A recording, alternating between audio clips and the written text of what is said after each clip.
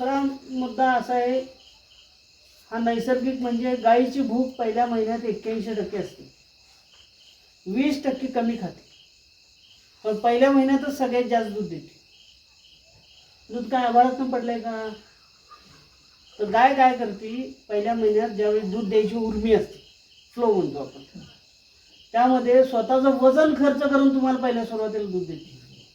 तेव्हा गाय विचाराने टणटणीत असते, व्याल्यानंतर महिन्याभरात हाडं दिसायला चालू होतात आपले, बरोबर आहे.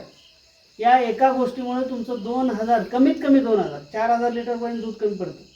2000 लिटर दूध कमी पडतं. 2000ची आजची किंमत 66,000 रुपये आहे. 66,000वर फुली मारताय तुम्ही आणि ती बघितलं नाही.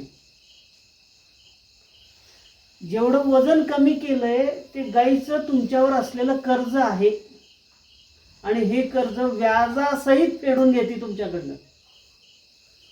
गाय लयच खराब केली, 7-8 महिने लागणारच नाही, म्हणजे 5 महिने फुकट खाल्लं, पैसे वसूल केले तुमचे, बरोबर आहे. आपल्याला ती वसुली द्यायची नाही. आता तिची वसुलीची पद्धत काय आहे की 2-2.5 महिने झाले की आपली 20 लिटरची गाय सुद्धा 12-14 वर येते, बरोबर येते.